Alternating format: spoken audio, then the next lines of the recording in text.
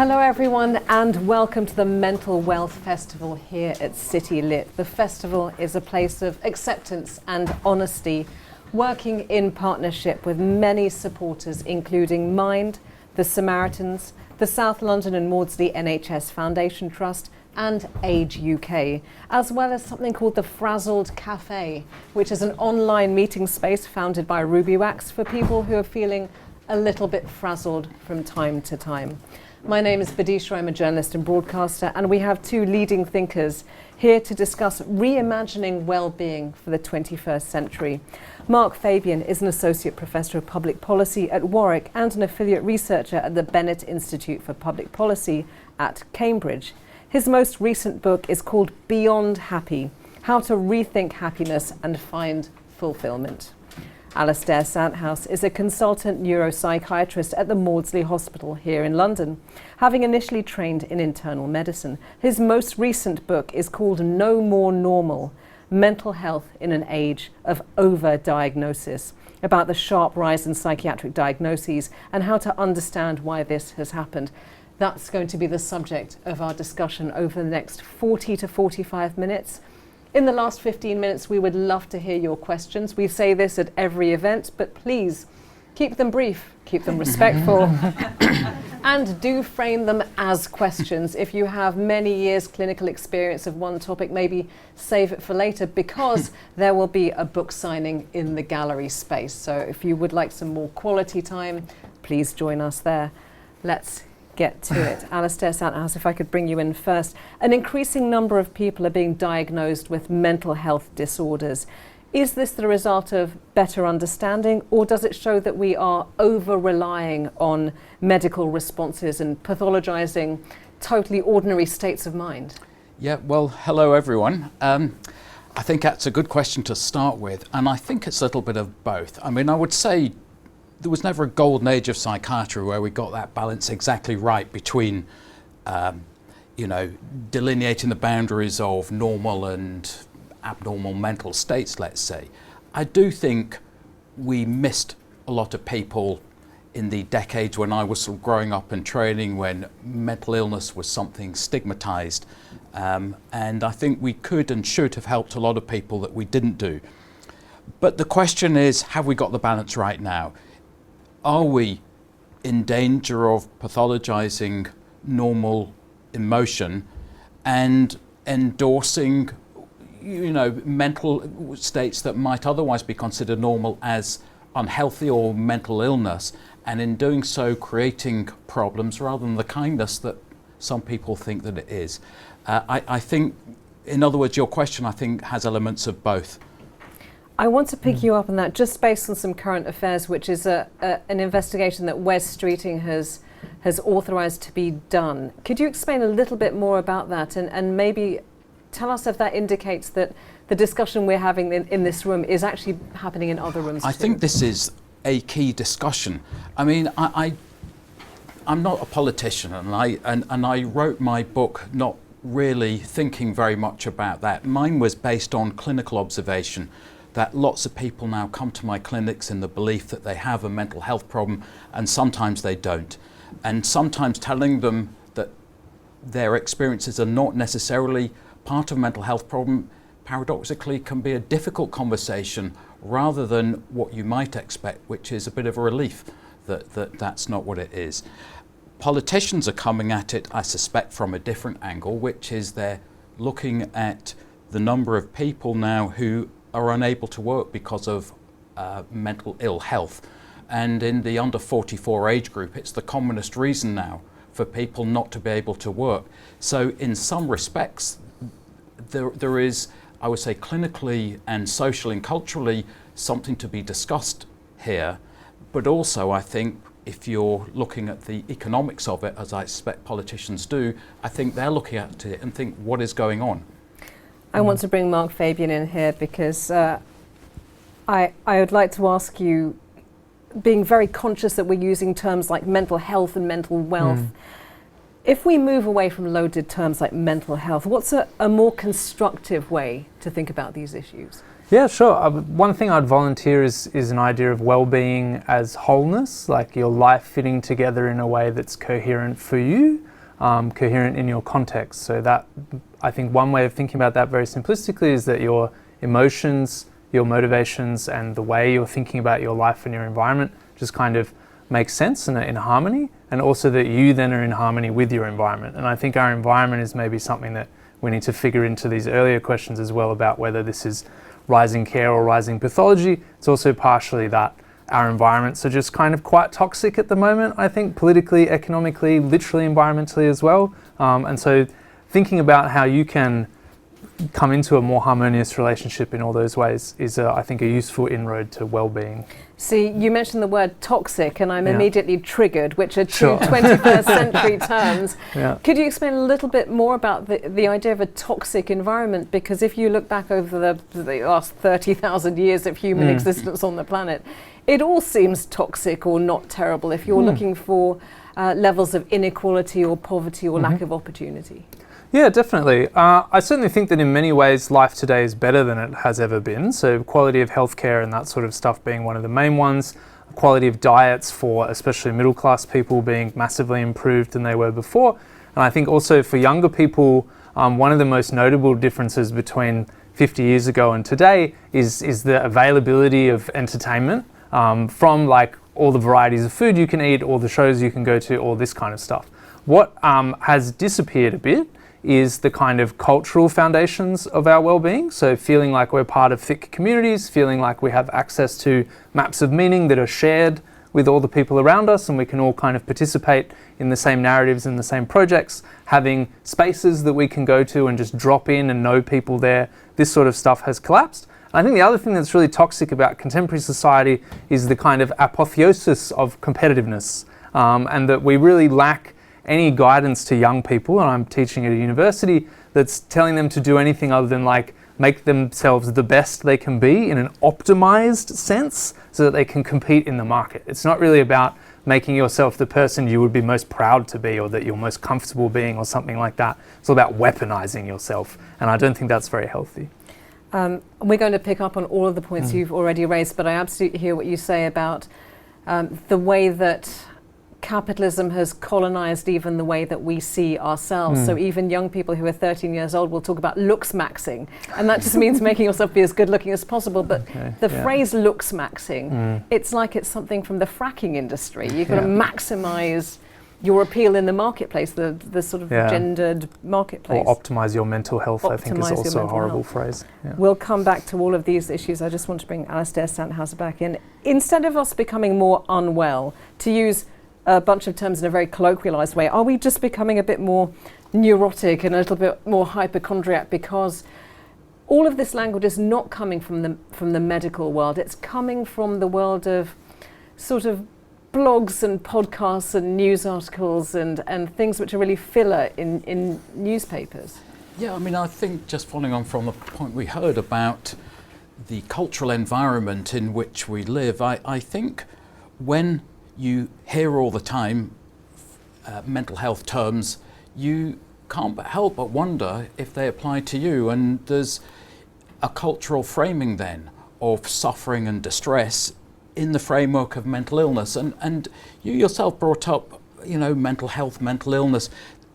As I understand it, mental health was a term that the Department of Health used to sort of destigmatize mental illness. But I think in doing so, it became one of those terms where the meaning became a little bit unclear and it became very self-defined. When someone says my mental health isn't good, are they telling you that they're mentally ill, or they're telling you something a bit different? So I think the whole cultural climate has got a bit foggy. It's talked about a lot, and I often don't think we all quite shared the same understanding of what it is we're talking about. So I think there is something cultural. I imagine if you were suffering in the Middle Ages, you might say that this was divinely ordained, or you'd have some other framework for thinking about your suffering, not that I'm mentally ill. You may see, as you talked about networks and friendships, that other people are experiencing the same, or that you're being supported by them. But there is something about the fragmentation of our society and about other cultural factors that I think are part of the problem too. And by really pinning it down and saying, you know, someone's mentally ill, you're sort of centering the problem within them. Yeah.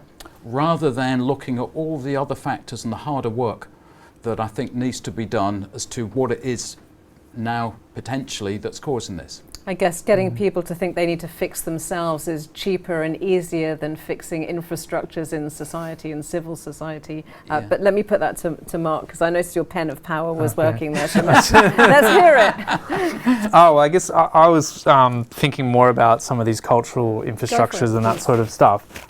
There's two things I'd point to here. So one is that when you're part of a community, like a university dormitory or something like that, just drawing on my own experience, there are a lot of people there who care about you just because you're familiar to them. And I think that's what a lot of traditional spaces and places are like. Neighborhoods, villages, towns, this kind of stuff. There will be places that you go and people just know who you are. And they value you because you're a local, not because you are particularly looks maxed or whatever it might be. And I think that has really two important functions. One is that when you start to get really anxious about that you haven't looks maxed or that you haven't maxed your CV or whatever it might be, your peers can just short circuit that. They're like, Mark, we don't care about any of that. Like, what we care about is that you turn up here and do the things that we ask you to do. And the other thing that they're related to that is that you then don't engage in what I call defensive status signaling, which is that when you're lonely and isolated and you don't feel supported, you start to kind of put out into the world all the ways in which you're awesome. And this is like the main behavioral tendency of social media. It's like, oh, look how hot I am, look at my cool holiday, look at whatever. You're trying to attract people to care about you on some level, but they're going to care about you for these really poor instrumental reasons, like that you're sexy or powerful or influential, whatever it might be. They don't care about you for your personality, your relationship with them, something that's quite particular to you. And I think this then makes you feel like your relationships are fragile and you're worried that they're going to dump you. And they will, because they only ever cared about you instrumentally. So we need to bring back those kind of spaces where you can form these more robust relationships. I want to come back to you in just a moment, but just to take that point about the rich ordinariness of daily life, which is actually valuable. Do you think these are things that we only notice when they're gone? So to pick a very everyday example, you used to go to the coffee shop every day and speak to the one person who didn't like you and you didn't like them, but you still spoke to them. And then one day you go to the same place and it has one of these self-service tills. And only then do you realize that talking to the person was subconsciously an integral part of the fabric of your life, and that the screen feels not real in a way that the other thing felt real. Well, I do. I mean, I really hear that, and loneliness in our society is a real problem. And I think that loneliness is a very sort of mentally and probably physically destructive thing. There's statistics that are surprising, I find, in the rates of illness, both physical and mental, that seem to accompany loneliness. So it's a very interesting study done by Robert Putnam, I think he was called Bowling Alone.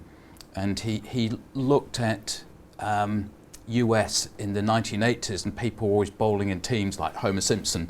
And then a few years later in the 90s, more people were bowling, but more people were bowling alone and fewer people in teams. And he talks about the loss of that civic society of social engagement. There is something in that I do think we've lost, and you may or may not be religious, but that used to form part of our sort of cultural cohesion as well. And I think in an atomized, fragmented society, I think people can and do struggle. And I'm not sure we've found yet a way of replacing that.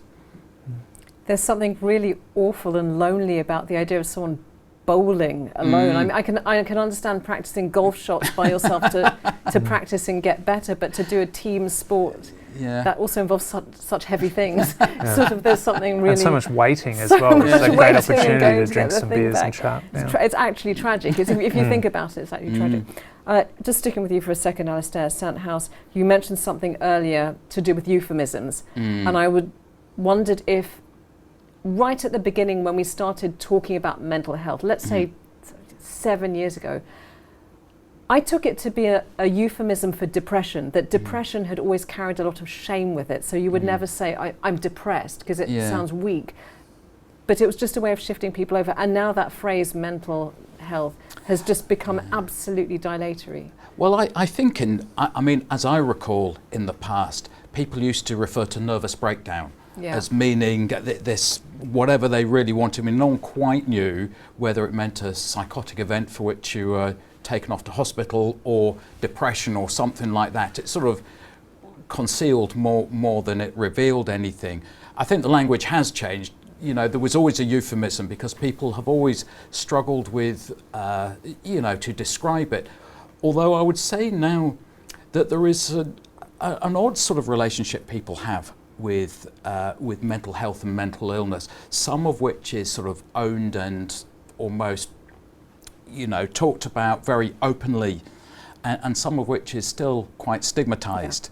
And so I'm not quite sure, you know, where we've arrived at yet.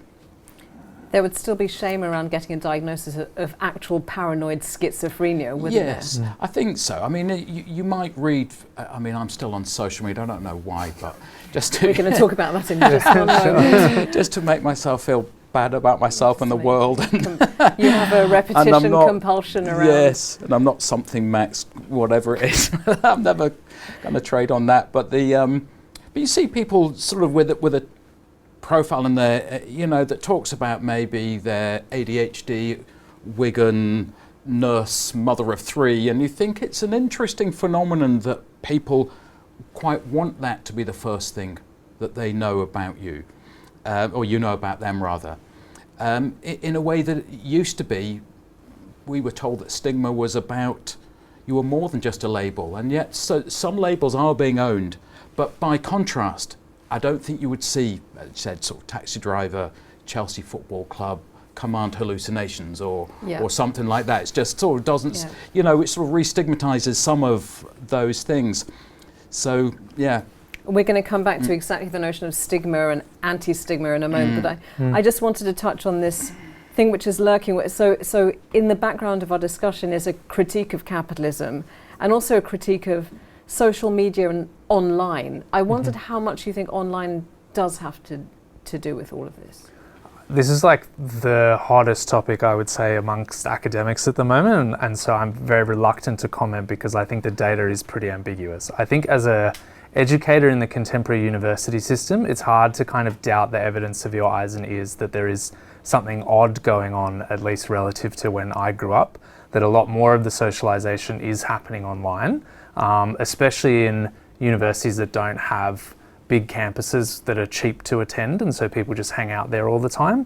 At the same time, especially for people who are marginalized in various ways or have niche identities or whatever it might be, the online world provides many opportunities for connection, and so we can't sort of discount that. So I think it's very hard to say. All the clubs and societies at Warwick still organise themselves through Facebook, so Facebook is really helping a lot.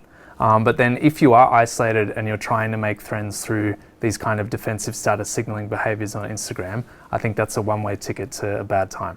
Speaking away from that very kind of evidenced academic approach, what have you witnessed in your students that strikes you as jarring or as a new thing that we didn't do when we were?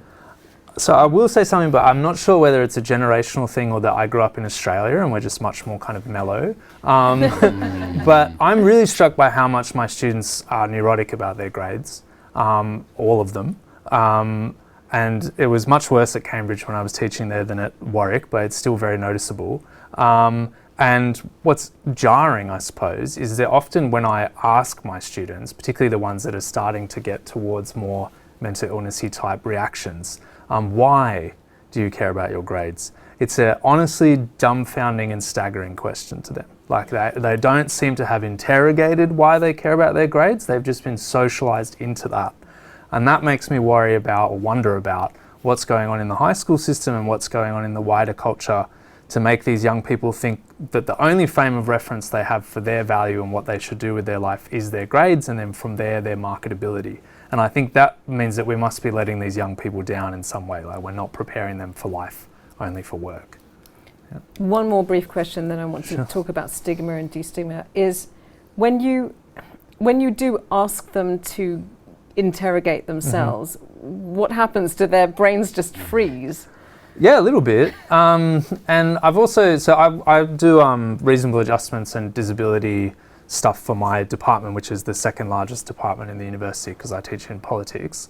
And so I'm in quite a lot of dialogue as well with the wellbeing team who do therapy and that sort of stuff. They're quite inundated with cases and they're always hiring more people.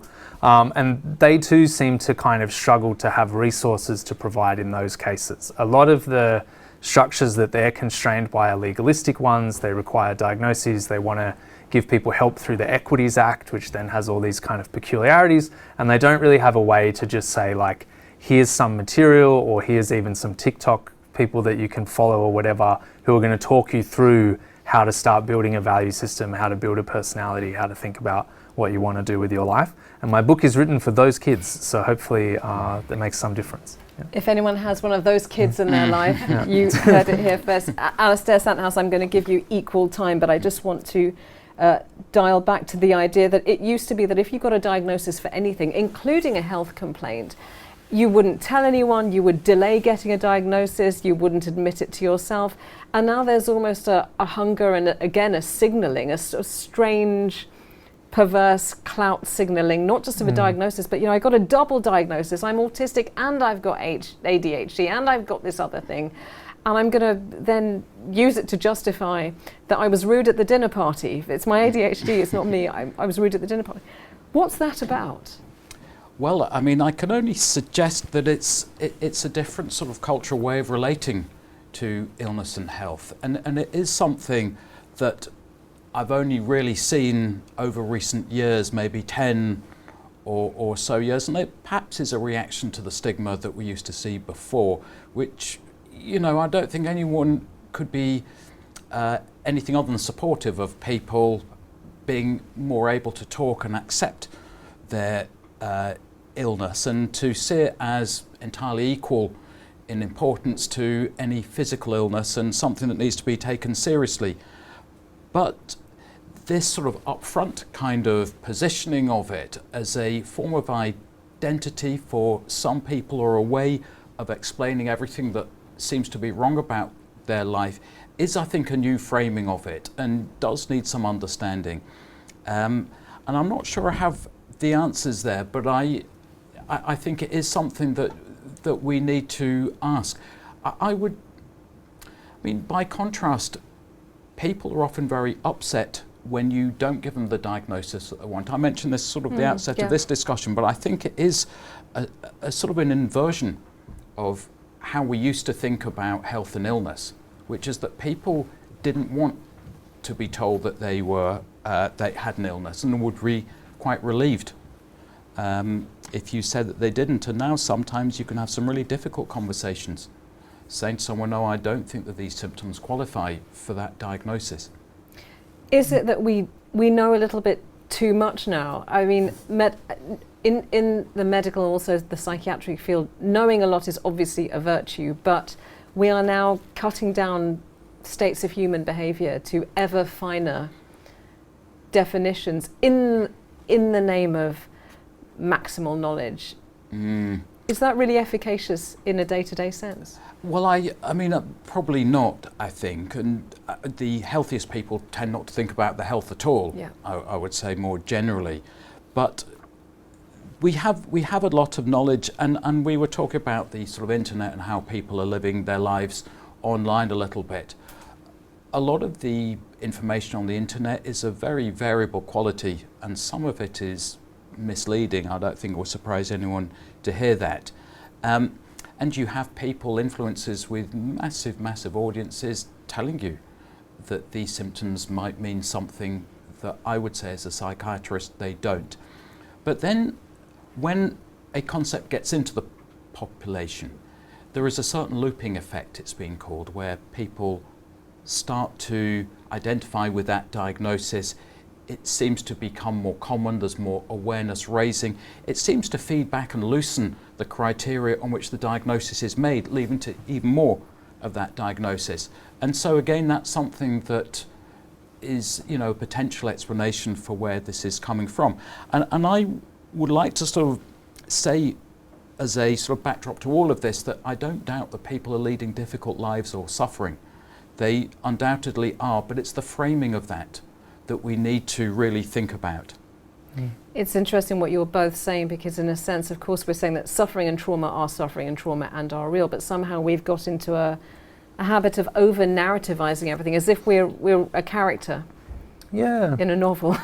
I'm tempted to say that it's almost under-narrativizing. So I don't think, I know that in your book you speak quite eloquently about like the way the word trauma is used, and you've just mentioned that in the question as well. I do think it is used much more widely nowadays. People are self-identifying as traumatized and referring to things as traumatizing incidents. But they get rained on and they say they were traumatized. In what sense? I mean, something very ordinary happens, like a series of bad incidents in the day, and you say that, and people say they were traumatized from it. Oh yeah, sometimes I think it goes way too far. But then I also think on the countervailing side, I do a lot of work with communities in poverty, particularly in Scotland and places like that, and a constant thing I hear from the older generations that I speak to is that the catchphrase after World War II was just get on with it. So there was like so much trauma from the war, you couldn't possibly process it, so just get on with it. And then by the time you get to Gen X and the 1980s, then you're in like the high tide of neoliberalism, and it's all competition culture, and be resilient and be tough and smash through it and you'll be successful. And I think the younger generation to some extent wants to reject both of those paradigms, and so they start to talk about trauma and mental health and these kind of things, but they do it ineptly. I mean, I wouldn't expect anything more than that from 18 to 21-year-olds. So I think what we need to do is give them more architecture and tools with which to narrativize. At the moment, they're just narrativizing it really clumsily by saying I'm traumatized or whatever. So a wider frame of reference. And I think in particular that people worrying that they can't do the sort of mainstream thing, so they must have a mental health problem. That's really concerning. Like, we need to help them to think, well, you just fit in a different way or something like that. I love that, fitting in a different way.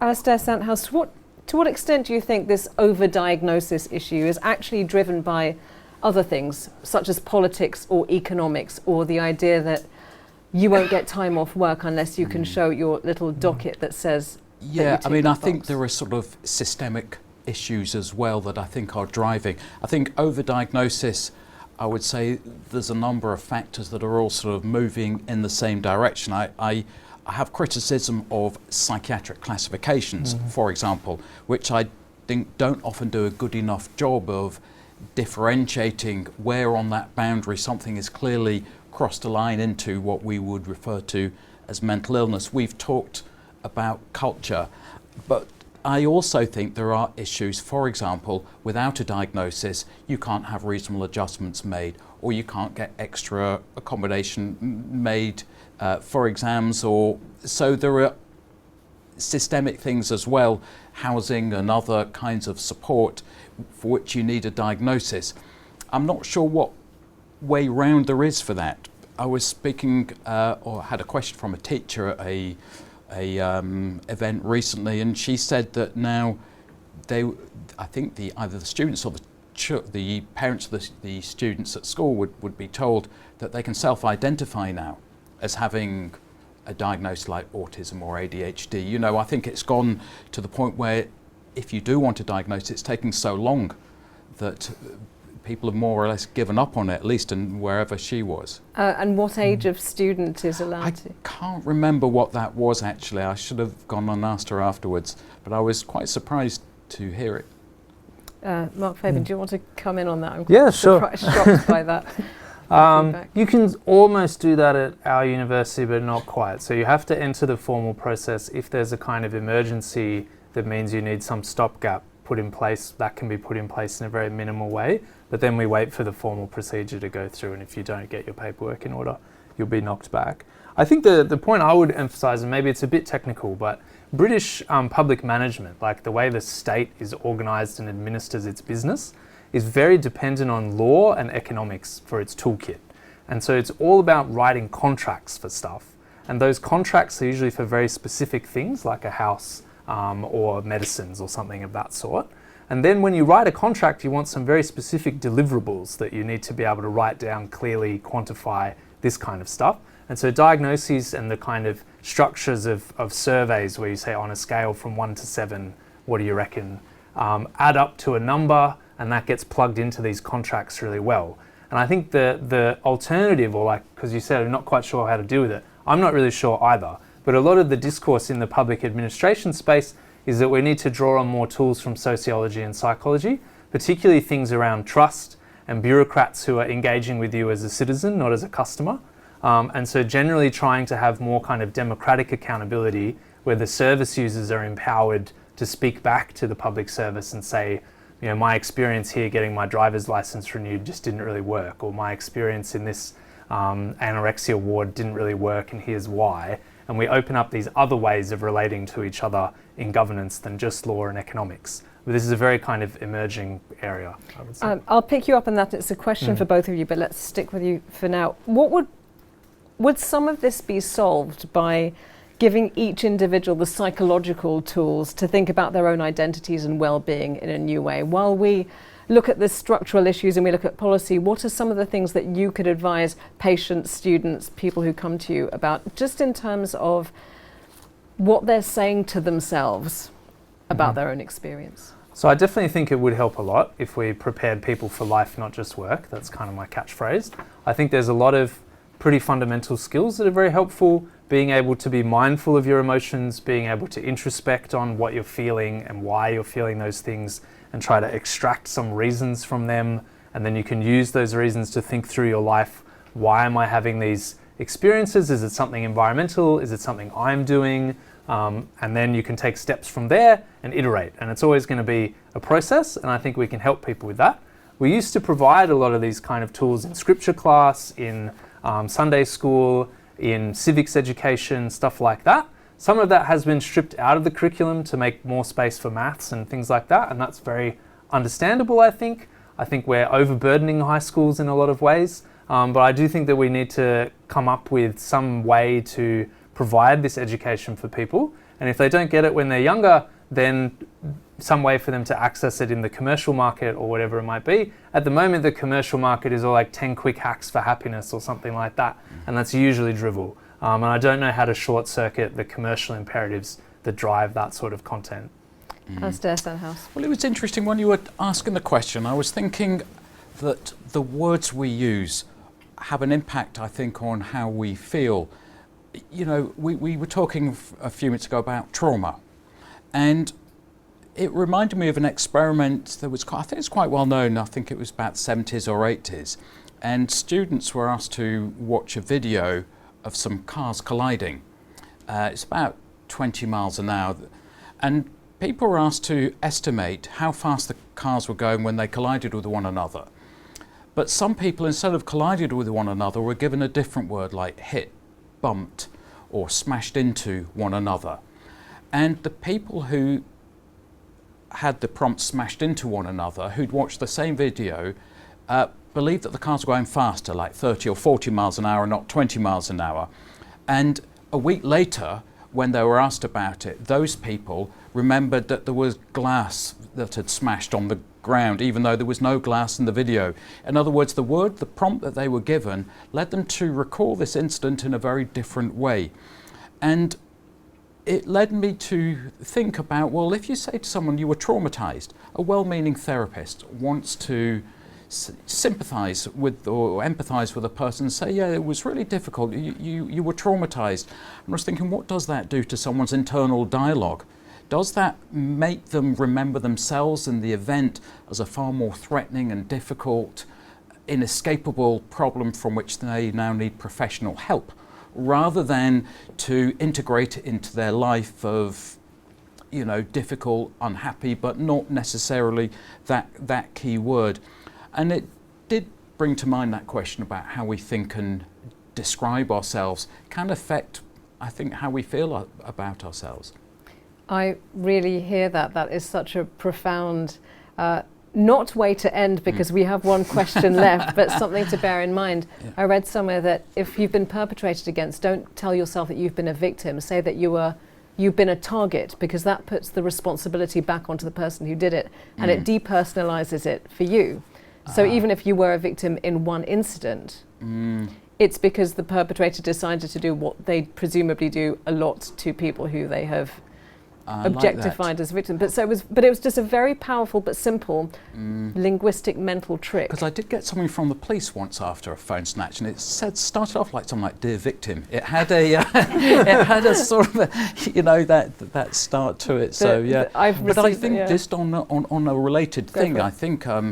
There is something, the studies that I've read on trigger warnings make a similar thing, which is when you put a trigger warning, it generally makes people feel worse because it seems to emphasize their victimhood as part of their identity, and people feel an anticipatory anxiety. So although we do it out of the best of intentions, I think it feeds into that whole notion. Yeah, it tenses people up in advance. It makes everyone feel worse. Mark, do you have something a little bit to add to that? But I just beforehand want to give the audience a heads up. There'll be one more closing question about next steps and constructive solutions, and then we would love to hear from you in about 5 or 6 minutes' time. So if you have a question, as you can tell, we're being very frank and honest. Please don't be shy. Do frame it as a question, but we will try to get to everyone. What were we talking about? We're talking about the language of victimhood and non-victimhood.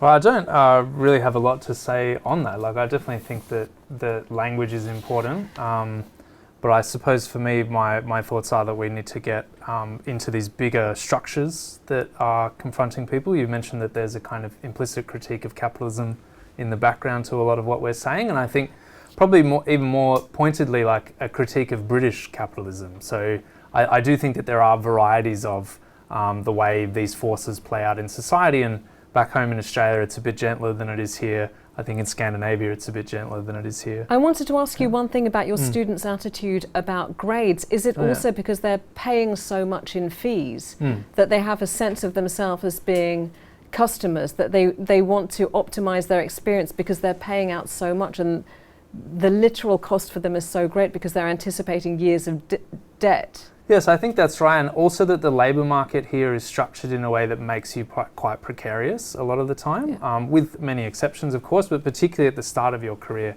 a lot of precarity. And so you feel where you've got this massive burden of debt, and then you need to get started well. You need to take off nicely so that you can pay that off and get on the London London housing market. Yeah. There's also this problem that a lot of the jobs are concentrated in London. There hasn't been enough effort on devolution and these kind of policy platforms.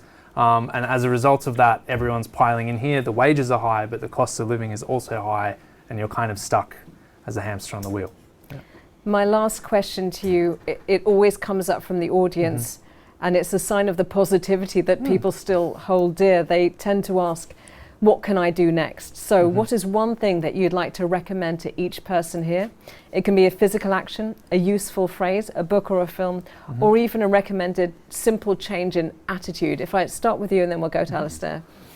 So in a word, connect and try to listen to people. So I think we've been talking, particularly in the first half of our conversation, about the loss of social capital and the loss of cultural infrastructure. I think the only way we rebuild that is to reach out to people physically and spend time with people physically, and not just people who have the same interests as us or agree with us about everything, but people who ought to be familiar to us because they're our neighbours or something of that sort. And I think recently in the news there's been a lot of talk about free speech, but I've been really banging the drum that we actually need much more active listening. And people can talk all they want, it won't get through to anybody, and a lot of the people talking are doing it in a way that makes it hard to listen to them. So I think we need to construct spaces where we can reconnect with each other and foster those kind of cultural activities. Yeah, I mean, on that point, talk about connections. I read something about connecting with people, talking to people, on the tube. So I asked a young woman on the tube what she was reading, and it led to the worst 2 minutes of my life. I just want to say, it's a rookie error. It was awful. I couldn't wait. I almost got off at the wrong stop just to be rid of the situation. Home and said to her parents, some man. Yeah. He asked me about my book. What are you reading? Yeah. So not that. Well, it could be that. I mean, I might have just been unlucky, but I do like reading, and I am generally quite interested in that. And I'm always curious what people are reading on the tube, but I'll never, ever ask again. Stick with that instinct. A phrase that I once heard, and I can't remember where I first heard it now, and I wish I could attribute it properly, was about happiness being the response of your soul to doing something that you know to be right. And I come back to that in my own mind quite a lot. We Mark mentioned it earlier on about things that you feel you ought to do rather than things that give you that sense of fulfillment and happiness. And you kind of know it when you're doing it. And I would, it sort of ties in with that quote, doesn't it, from, was it Polonius in Othello, to this above all, to thine own self be true. Maybe it wasn't Hamlet. Hamlet, of course, I meant Hamlet. God, because Othello got bad advice from his friends. Yes, Othello got bad advice. That did not end well. It was, yes, but I think it's something that we perhaps know, and we don't often listen to our own advice, and so I think that's that's probably the advice that I will give about. Yeah. I'm so glad you mentioned morality, Alistair. I think morality is a huge and important part of well-being, and it's not something that we talk about enough in the 10 quick hacks for happiness. Well, you mentioned happiness. Is it that we think of happiness as being euphoria, whereas actually true happiness is a sense of peace and a sense of home and a sense of the accruing of lots of little details? Yeah, I think so. So my book's called Beyond Happy, and the basic premise is that you're evolutionarily wired to kind of always be chasing this carrot that's just out in front of you and never getting there.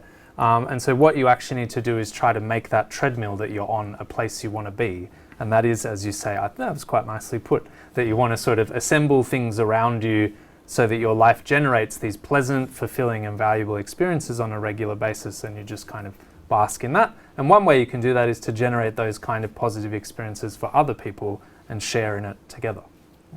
Would you agree? I think so, yeah. And it's interesting about the morality thing. We're so shy about talking about that kind of stuff. But it's an interesting one, and I'll have to think about that. Okay, great. While you do, we are going to gently and slowly open up to the audience. Please don't be shy. Put your hand up. The first person's always the bravest. Right in the corner. Exceptional. Thank you very much. Too many questions. No, fabulous. Thank you so much. That's so interesting, refreshing, great things. I was just sort of hearing kind of at the end there about ideas of listening, connecting, and kind of word that came up for me was belonging. And just coming back to the beginning of the discussion, I'm just curious of what your thoughts are, the panel really, around the sense of the belonging that comes through diagnosis or a label, and the community that sometimes emerges around them, and whether you had any thoughts, reflections on That's great. Should we go to Well, you? I do think there is something in what you're saying, and I've heard it from more than one person that I've seen, and I've often joined a support group for people with a particular given diagnosis before they formally receive that diagnosis, and it does form part of a support and part of an identity and part of an understanding of themselves, a way of framing themselves, their problems and things in their life. And so by not endorsing a diagnosis, you're taking something away from them. And I think that's why I referred earlier to this sort of inversion where not giving a diagnosis is sometimes people really don't want to hear it. And I think it's because of what you're talking about. No. On belonging, love the question. So I think one of the main features of the present moment is that a lot of the traditional sources of belonging that people have had, religion, national identity, class identities, trade unions, these kind of things, have all dissolved. So you're now in an individualistic situation, and that's for really good reasons. Like I think we had to get rid of a lot of these quite oppressive structures that people were socialized into from a young age, and then it was quite hard for them to unwind that thinking to be more authentic to themselves, as we heard in Hamlet. So now I think we're in a new situation where you're let out into the world as an individual to find your tribe, but you're not given any tools with which to do that, and we are not, in a sense, really organising those tribes. They're sort of football clubs maybe, as about it, a thing that you just arbitrarily decide that you love Chelsea or whatever, and you start going to games. I think we can try to build a more robust architecture than that, and there is a kind of idea that's starting to float around called meta-modernity that's basically about that. So where postmodernism kind of got rid of all these sacred cows, we now need to bring back the sacred but in a different way. So not in a way that's totalizing and oppressive and this is the truth, but each individual person saying these are the things I care about, I'm going to be over here doing it, might be being a Chelsea fan. And if you care about it as much as I do, then come out here and we'll do it together. And it's much more about sentiment and art and culture and less about economics and productivity. Brilliant opening question. Who else has one over here? I've got a 17-year-old daughter. She's had an autism and dyslexia diagnosis, and if you see her, you can tell that she will pass assessment. She, on the sensory perceptions, social clues, she doesn't get jokes or humour, she stares at you blankly. So she would have that label, and that helped her a lot with her mental health. But I was interested in, or grateful for the kind of the societal professions sort of labelling, hide, because sometimes I think, are you hiding behind this? And it is, as Mark was saying, what the tools to kind of balance between, yes, we know you're neurodivergent because you clearly find it awkward to talk to people, you've got to find sort of support you to get a job, but then there's other stuff that you could do but you don't want to because you're just using this as an excuse. So it's that pathway between the two, and that's why I'm just interested in thoughts on that. That cuts to the absolute heart of what we've been talking about. So thank you very, very much indeed. Yeah, I think it's a great question. Brilliant. And I think it's, as you said, it sort of cuts to the value of a diagnostic label, you know, because on the one hand, they do explain and they do help people make sense of themselves and the world around them. And there is undoubtedly a positive where they're well made, robust. The issue can be that they're sticky labels. Sometimes they're hard to for people to sort of escape from. And also, as you said, and I've heard it from other people as well, they can, if you allow them to, become quite limiting. I can't do this because. And it comes back to how we think about ourselves. We talked about it in terms of the traumatized thing, but I think all these labels, they need to be applied carefully. And part of my concern is that diagnostic labels are given a bit too readily. You know, often for the best of motives, to show kindness, support, empathy, but you end up, I think, potentially doing a lot of harm, both individually and societally. And I think, you know, part of what I want in my book is to start a conversation about this, and it's great that people are coming to events like this to talk about it.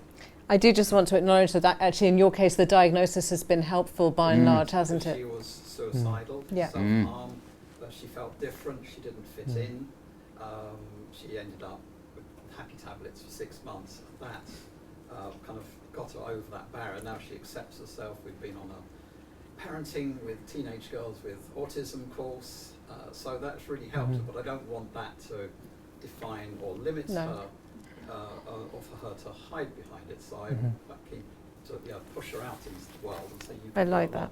She's lucky to have you, but I also like that the teenage stroppiness of saying, I don't want to do it, so I'm going to say it's because of this. but that's perfectly natural. So it's good to know that it's been a helpful diagnosis in this case. By and large, majority kind of net gain. Brilliant. Do you want to say something on this? Maybe just briefly that I agree that it sounds like you're doing a really great job as a parent. And I think compassion is really important, but compassion is often a little bit firm.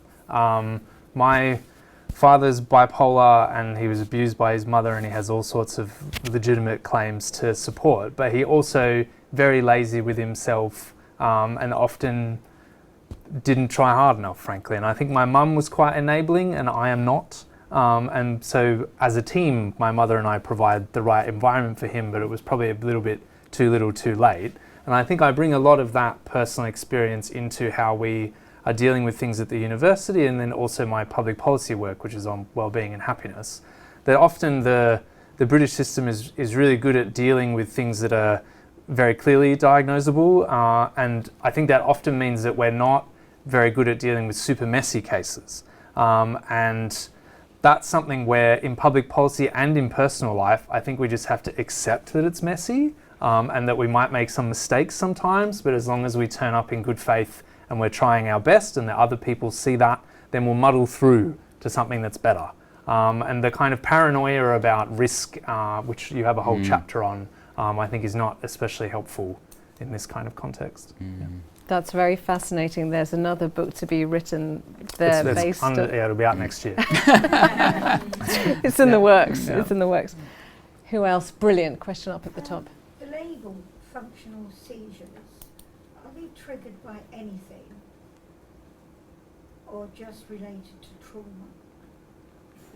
That's a special. Yeah, I mean, I wouldn't want to give individual advice to anyone because that's, it's not really what I'm able to do. But functional seizures essentially describes seizures that look like epilepsy but are not driven by an epileptic focus in the brain, and there are a number of triggers for them. It's often people talk about stress, and that may well be, but lots of people I speak to talk about lots of other emotions or other things unrelated to emotion, and I think they're increasingly being recognised, and I think it's I think it's an important topic. Thank you. Could you say just 2 sentences about your previous book, because I think that this lady's question keys into discussions we had about your previous book. So my previous book was called Head First. It was Psychiatrist Stories of Mind and Body, and it talks a lot to the interaction between mind and body and how it's not intuitive, that psychological processes will induce physical symptoms, but I guess in some respects quite relatable, in as much as we all have that experience when we're anxious of maybe a heart thumping and feeling a bit breathy or a bit dizzy or a bit sweaty. You can immediately see how your emotional state is impacting on your physical well-being, and sometimes that can extend into things that look more recognisably like an illness, like a physical illness, for which people have investigations and tests or all sorts of things. And often we just fail to acknowledge the impact of our psychological well-being on our physical health. Thank And you vice very much. versa, I just I wanted guess. to And mention it vice because it might versa, be useful. for sure. Yeah. Head first. Yes. Thank you. And I have no vested interest Yes. in plugging In an hand-selling unrelated my third party's books. book. Let me say we do not get Yeah. any kind of kickback from mentioning it. I just thought it might be useful. We have plenty of time. Please don't be shy. We are loving these amazing, empathetic, frank questions, and everything stays in this room, apart from whatever's being broadcast all over the internet. Up at the top. What about trust? When we are both therapists at the university, the biggest thing we come forward to with our clients is trust. So it's getting that alliance with them, but also them being able to trust us with what they are giving. And when we talk about, especially diagnosis, I find, and I think I can speak for both of us, they are really reluctant to tell us about their diagnosis rather than promoting it. Wonderful question. Yeah, I'm not sure. I'm not sure what that experience would be like, and I'm not sure what sort of trust means in that situation. Them trusting you with what they're telling you, and at a certain point will trust you and be able to tell you, or and I'm not quite sure what they're coming to you with, what kinds of problems. But I guess your point is your experience hasn't been people wanting to put a diagnosis out there as the first thing that they're telling you.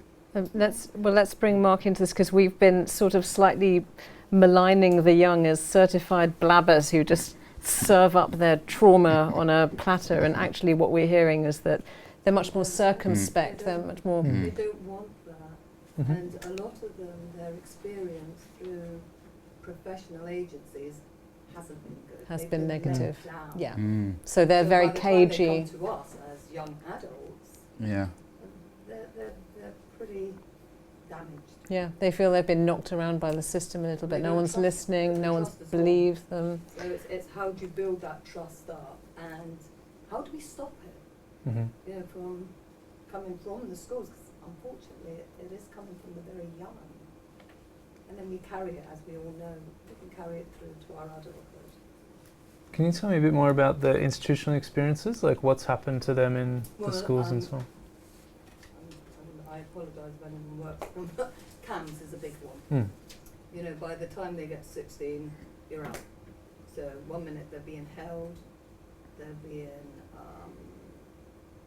you know, they have work support with them, and then they have nothing, and they're just left.